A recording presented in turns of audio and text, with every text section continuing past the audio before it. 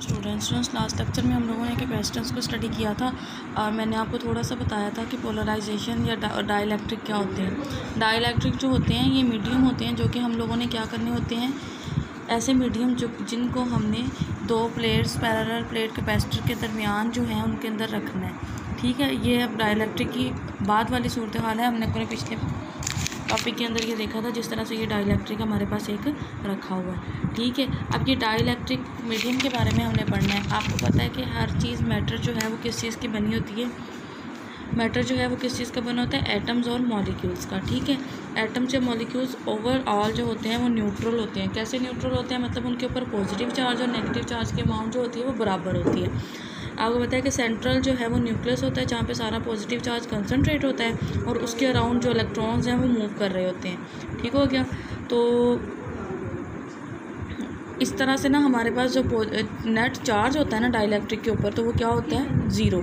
Net charge कोई भी नहीं होता। लेकिन जब हम क्या करते हैं, उस डाइलेक्ट्रिक को हम किसी मीडियम के दरमियान में, सॉरी मिस मीडियम नहीं बल्कि हम इलेक्ट्रिक फील्ड के अप्लाई कर देते हैं जब मीडियम के ऊपर, जिस तरह से ये हमारे पास है, तो हमारे पास क्या होता है, इसके ऊपर डाइपोल्स क्रिएट हो जाते हैं। डाइपोल्स किस तरह से क्रिएट होते हैं, हमारे पास जो होता है वो मॉलिक्यूल होता है सर्कुलर शेप में इस तरह से।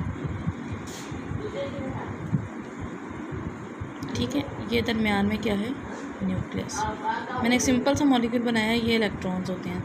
ठीक है, अब क्या होगा जब इसके ऊपर मैं इलेक्ट्रिक फील्ड अप्लाई करूँगी। इलेक्ट्रिक फील्ड किस तरह से अप्लाई होता है, बैटरी से पोटेंशियल अप्लाई कर देते हैं, इलेक्ट्रिक फील्ड अप्लाई करती है। फॉर एग्जांपल मैंने कैपेसिटर का अप्लाई कर दिया। अब क्या होगा कि जो पॉजिटिव प्लेट है वो डाइलेक्ट्रिक के अंदर जो मॉलिक्यूल होगा उसकी क्या करेगी, इलेक्ट्रॉन्स को अपनी तरफ अट्रैक्ट करेगी और पॉजिटिव चार्जेस को दूसरी तरफ रिपेल कर देगी।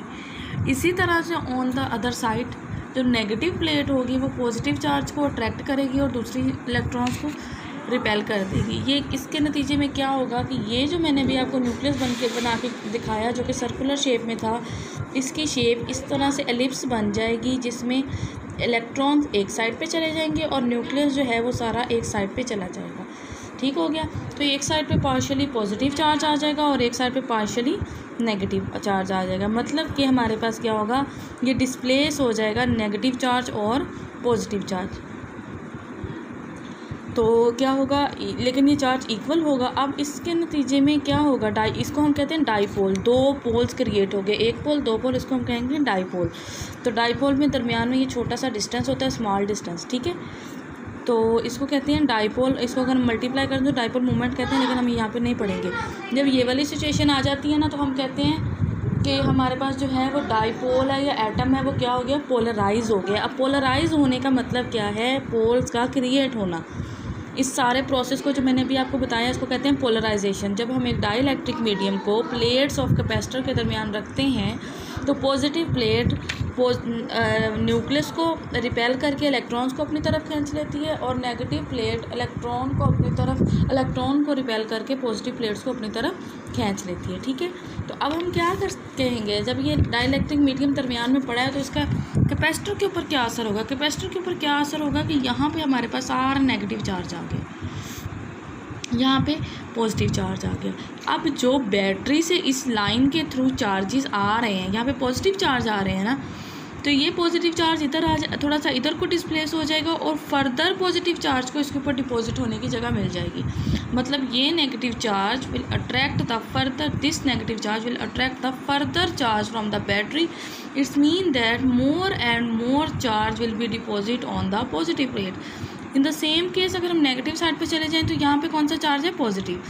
More and more positive charge will be more negative charge will be attracted from battery and will be deposited on the capacitor। तो हम क्या कहेंगे, the capacitance of the capacitor is increased by the presence of dielectric medium।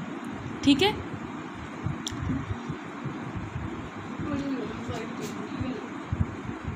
तो क्या होगा, यहाँ से देखते हैं, it effectively decreases the surface density of the charge on the plate. मतलब देखिए ना, ये चार्ज पहले यहाँ पे था, इसने यहाँ पे इसको ना तो वो इधर से फोर्स अट्रैक्ट कर रही थी ना इधर से तो रिपेल हो रहे थे ना।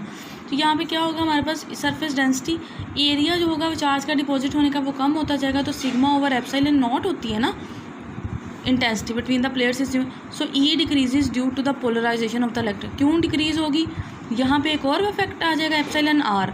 एप्सिलॉन आर आ जाएगा तो ई डायरेक्ट इन्वर्सली प्रोपोर्शनल है, तो ये चीज़ इंक्रीज़ करने से इलेक्ट्रिक फील्ड जो है वो डिक्रीज़ हो जाएगा।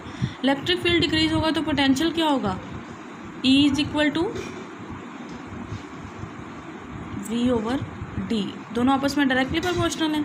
E के डिक्रीज़ होने से potential difference between the players due to the presence of electric field as demonstrated by the experiment described in the, मतलब जो वोल्टेज होगा वो भी डिक्रीज़ हो जाएगा, किसकी वजह से, इलेक्ट्रिक फील्ड की वजह से। इलेक्ट्रिक फील्ड किसकी वजह से डिक्रीज़ हो रहा है, in the presence of dielectric medium. अब दूसरी बात ये भी है कि पोटेंशियल डिफरेंस किस तरह से डिक्रीज़ होगा। देखिए ना, ये पॉजिटिव चार्ज है, ये नेगेटिव चार्ज है।